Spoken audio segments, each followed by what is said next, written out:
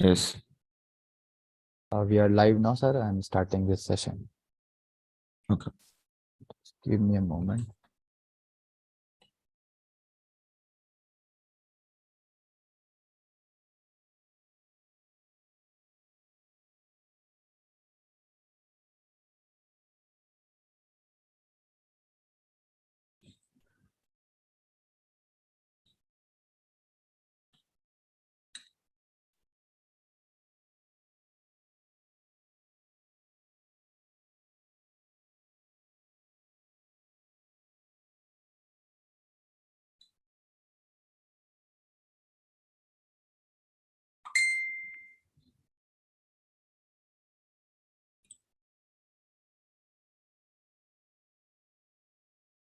Yes, sir.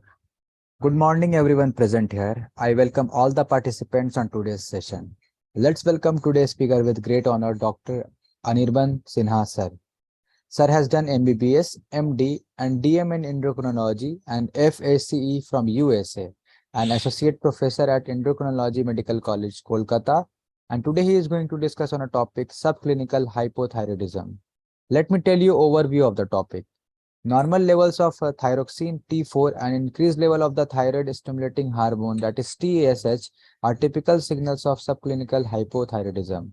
It is observed in the 3 to 15% of people, and the fact that each person's hypothalamic pituitary axis has been different personal set point in a secondary cause of the little intra-individual variance in TSH levels. To know more about this topic, I would like to invite sir and hand over this session to sir. Over to you, sir. Kindly proceed from here.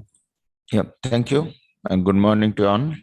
So today I'm going to talk about the difficult approaches of maybe the subclinical hypothyroidism, where not so overt hypothyroidism has been documented, and then we see that patient has a slightly different levels, but still whether the patient need to treat or not, that is my topic. So before that, going to the standard, there are many guidelines, many books with a different levels. So grossly, this is the target. Normal thyroid levels are normal TSH, which is mostly common taken as thyroid euthyroidism, that is TSH 0.45 to 4.5. Subclinical hypothyroidism is more than 4.5. And subclinical hyperthyroidism, that is another spectrum of the same disease, maybe the thyroid disorder, that is less than 0.45 or around 0.1 or so, that is subclinical hyperthyroidism. We are not going to discuss that.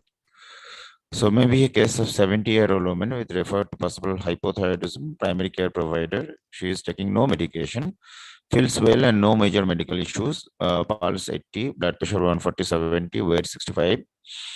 Thyroid is normal on palpation, skin is cool, dry, reflexes normal. TSH is 5.5, repeat TSH is 6.1. TP antibodies are negative, whether should we treat the patient or not. That may be the real life clinical scenario when we see a case in your OPD. So first, defining the subclinical hypertension, as we have said, that TSH more than 4 and total and free T4 levels and T3 levels are more than are usually within normal ranges, because thyroid hormone need to be seriously altered before the free T4 or T4 levels are below the levels. TSH should be very high before that, because body tries to balance out the T3 T4 by increasing the TSH level till the very late. But there are no signs and symptoms of hypothyroidism. That's why it is called subclinical hypothyroidism. There are many etiologies. All the causes of hypothyroidism can be a potential cause of subclinical hypothyroidism as well. So maybe autoimmune thyroiditis, it is the most common cause of subclinical thyroidism, or maybe thyroiditis of postpartum period, or maybe cervical thyroiditis of viral or any other cause also may present as a subclinical hypothyroidism. There are mutation on the TSH receptor can present with a subclinical hypothyroidism. Poor compliance can be a subclinical hypothyroidism. Recovery from significant non-thyroid illness, sick thyroid recovery also can look like a subclinical hypothyroidism. We need to differentiate these points when we see a patient of subclinical hypothyroidism. And patients are on drugs, very important to remember, the lithium, amiodarone, interferons, sulfonamides, or sulfonylurea, even for diabetes, can alter the TSH level and look like a subclinical hypothyroidism. There are other causes like iodine-containing agents. Very high iodine-containing agents may precipitate the subclinical hypothyroid looks, especially autoimmune thyroiditis perspective. inadequate replacement of what hypothyroidism, so it should be very important to take the history of the drug intake, whether it is adequate taking, patient is at all taking the thyroid drugs or not. Maybe patient is not mentioning you initially, but actually on the thyroid medication. So the picture gets different. Also, the resistance to thyroid hormone, the TSH remain elevated because of the resistance in the receptor or post-receptor level. Pituitary TSHoma, rarely, these are a rare disease, but this also may simulate the loop of the subclinical hypothyroidism, and post-radioiodine therapy also in the Graves' disease can look like subclinical hypothyroidism as well. Now, as is the partial thyroidectomy in the patient of other suspicious lesion in the thyroid and followed up with the postoperative case, then also look like a subclinical hypothyroidism. Prevalence is 6 to 8% in the women, and 10% over the age of 60 years, and 3% of the men. So it is understandable. It is more common in the women. Increases with increasing age. It is more common in women than in men. Incidence is 2.1% to 3.8% per year in thyroid antibody positive patients. So it is very important to look for antibodies, to at least anti-TPO antibody with the patient is suspected subclinical hypothyroidism. And conversion is much less with the antibody negative cases, around 0.3%. Why we should treat and diagnose the subclinical hypothyroidism? Because it can affect your cardiac function, lipid status in the patient of maybe as well diabetes or other cardiovascular risk factors. Subclinical hypothyroidism can add on the risk of cardiovascular events like dyslipidemia or other cardiovascular outcome. Hypothyroid symptoms may be subclinical, but still it may be present, like altered mood, cognitive function impairment that may not be overt or classical of hypothyroidism, but it's there, so it can be reverted with treatment of subclinical hypothyroidism. Progression of overt hypothyroidism is always a concern of subclinical hypothyroidism. In that situation, it can be done. Prevalence of subclinical hypothyroidism in different studies. This is a TSH of more than 4.5 as defined. So we can see around the 40, 50s, it is very low, around 2% or less. But at the age of 70 onwards, 65, 70, it is going high as well as 6 to 8% to 10 to 12% more than 80 years of age. But there are different contexts where they need to treat at the age of more than 80 years, whether subclinical hypothyroidism need to be treated. That is a very dubious question. Even in India, we have different data on subclinical hypothyroidism, ranges from 8% to as high as 26% of patient may have subclinical hypothyroidism in the population. So it should be remembered and it should be looked for importantly. So there are overt and subclinical hypothyroidism can have a connotation on different outcomes like atherogenic dyslipidemia, cardiovascular events increase. It also increases the hypercoagulable state as well as altered hemodynamics, impaired endothelial function in the vessels. So all these things increase the risk of cardiovascular events. So it's the abnormal lipid profile, as I've said before, increase lipoprotein A, homocysteine, CRP levels, or increase the LDL remnant particles. All these things increases. Cardiovascular risk and subclinical hypothyroidism. So there are different studies from since the 1977 to 2000 and till now going on. So mean age around 50 85 years. Effect of subclinical hypothyroidism was devious. Some studies shows their effect on subclinical hypothyroidism in cardiovascular disease and some are not. So it is still not fully determined, but at least in the younger age, 40 to 50s, it can be potential of aggravation of cardiovascular events and probably need to be treated. But picture is not the same if the elderly patient more than 75, 80 years of age. So this is the cycle, thyroid disorder and CVD. So if the patient become obese, so it starts with the overt and subclinical hypothyroidism because obesity increases the risk of subclinical hypothyroidism.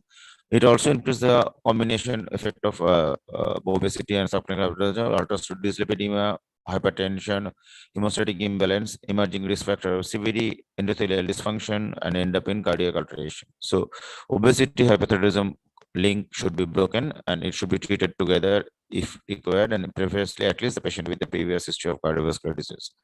So this is the lipid disorder in the thyroid. So total cholesterol in the hypothyroid is different, but overt hypothyroidism is also different. But at the same time, subclinical hypothyroidism, there is also some alteration like similar to the overt hypothyroidism, that is increased total cholesterol, increased LDL cholesterol, or increased ApoB levels, which have been documented, and these are potential risks. Now there are concerned about whether the treatment with subclinical hypothyroidism improves the cardiovascular risk. That is again a dubious area. Some studies shows after treatment there are TSH levels improves, but some lipid profile improves, as we can see, statistically significant improvement in total cholesterol, LDL and HDL, but some studies does not respond. So it shows levothyroxine significantly alters the dyslipidemia, even on the TSH level more than 5 or so. At least in the patients of more than cholesterol 240 compared to the cholesterol less than 240. So it is more important if you have a significant dyslipidemia, it is better to treat the subclinical hypothyroidism. And heart failure may be important concern. So TSH level more than 4.5, 6.9. So also that is increased. You can see the red line here. So this red line suggests here, so Kaplan-Meier, so it also shows increased risk of congestive heart failure, but overt hypothyroidism definitely much higher risk of heart failure. But even the subclinical hypothyroidism in the potential risk of heart failure patients, low ejection fraction, preferably to be treated in this patient. As I said, hazard ratio CV is TSC is 4.5 to 6.9 is around 1, but more than 7 to 9.9 hazard ratio is a 17% increase, and more than 10 it is almost 80% increase of cardiovascular disease. So more than 10 it should be treated, but 5 to 9, 7 to 9 preferably to be treated if the other cardiovascular risk factors are there. Arguments in favor of treatment is that potential impact on morbidity, mortality, especially the TSH more than 10. But again, TSH more than 10 with symptoms is classically not a subclinical hypothyroidism, but not symptom, but TSH around 10 is also a subclinical hypothyroidism. Preferably that should be treated in the patients of atherosclerosis, dyslipidemia in the middle age, or excess of symptoms of mood and memory. So this patient preferably to prevent, and as well as the prevent to conversion to overt hypothyroidism. So there are against it arguments as well. As I said, the impact of CVD, some studies shows improvement, some studies no, but definitely younger age, there is a more chance of improvement. So preferably to be treated at least in the younger patient. Some improvements are there in the mood cognition, but some improvements are not there in the other studies. So it is again a dubious and gray zone. And cost and danger of overtreatment is always a concern. So preferably if you consider the patient is elderly or cost is significant or patient is not responding in improvement of the symptoms, mild symptoms, whatever what you have given, then maybe you may not need the treatment for this particular patients. There is no clear consensus on whether the thyroid replacement therapy with LT4 has a beneficial effect on serum lipid profile. And thyroid substitution in the patients of subclinical hypothyroidism is recommended if the TSH is more than 10, but symptoms is not there. Then with the initial high cholesterol level, preferably cholesterol more than 240, with the positive anti-TPO level with the smoker, these patients preferably to be treated.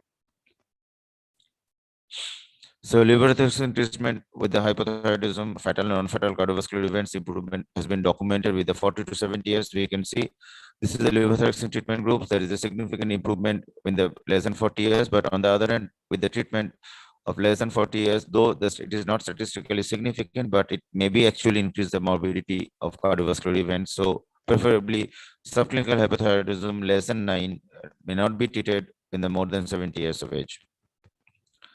Manager is includes with the lower dose of thyroid replacement, conventionally with the 25 to 50 microgram per day, and TSH should be measured within 3 to 6 months, and then annually. If the TSH is 4 to 10, routine treatment may not be required.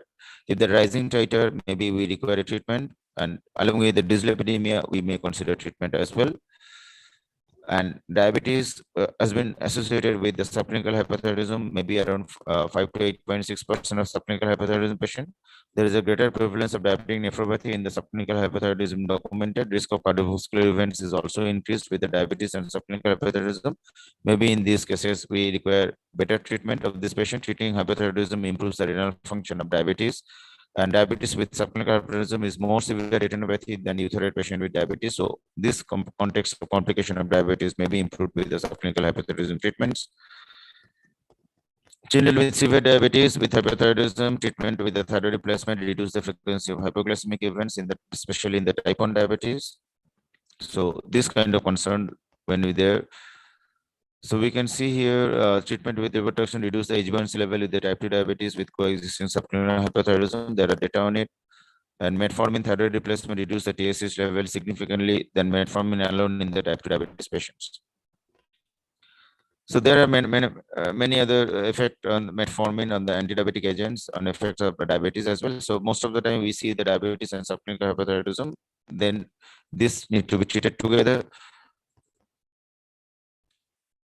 So prevalence in the recent data around prevalence of subclinical hypothyroidism plus overt is around 10 to 15% in India as well as in US. Overt hypothyroidism and subclinical hypothyroidism differ mostly, and maybe the percentage is much higher with the overt hypothyroidism, and TPO antibody is a significant concern. At least 25% of the subclinical hypothyroidism is TPO positive in the first trimester of pregnancy, and then these patients need to be treated in pregnancy as well. So hypothyroidism, even it is subclinical, need to be treated in pregnancy to maintain the TSH less than 3.5 or preferably 2.5. So these are the complication risk, which is reduced with the treatment of subclinical hypothyroidism, IUGR, IUD, growth retardation, and others. Even in the fetal distress, preterm delivery, ABGA score improvement has been documented with the subclinical hypothyroidism treatment in pregnancy. There are documents that children with women with subclinical hypothyroidism with high TSH, IQ score of 4 point lower than control, and 15% had scored less than 85%. So IQ score in the children with untreated mother is 7 point lower. After 11 years, 64% of the untreated women and only 4% of the control women had confirmed hypothyroidism. So treating with the subclinical hypothyroidism in the woman, maybe at pregnancy, maybe improves the fetal intelligence and memory outcome as well.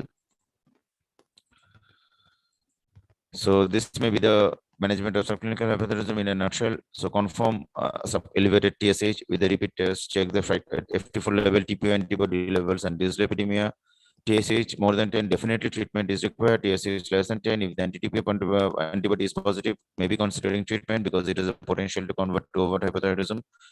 TPO negative, then if the symptoms, goiter, including dyslipidemia, younger middle-aged patient, pregnancy, or history of anovulation, infertility, then better to treat the patients. Elderly patient with no symptoms, no goiter, preferably not to be treated, and follow up. If the rising titer of TS is there, we may need treatment later on. Mild subclinical hypothyroidism may be linked with some importance of severe risk factors should be kept in mind. So if the patient has multiple severe risk factors, so with subclinical hypothyroidism, it is better to be treated. And definitely with TSH more than 10, increase the risk of CSD, should be treated, and TSH more than 10 also increase the risk of heart failure. And pregnant women with fertility problems should receive the treatment of women with the subclinical hypothyroidism under an over treatment is a very important concern. So should not overtreat the subclinical hypothyroidism as well. Keep the TSH within the range. And thank you very much for my patient sharing. So any question is welcome.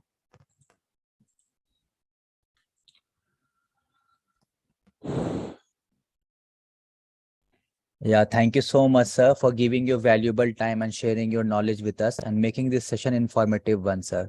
I definitely think this session knowledge is going to help all the participants who have joined this session. So we have received some question from the participant. If you allow, can I take this question with all your permission? Yeah, sure. Yeah, the first question I can see is why TSH is high in subclinical hypothyroidism?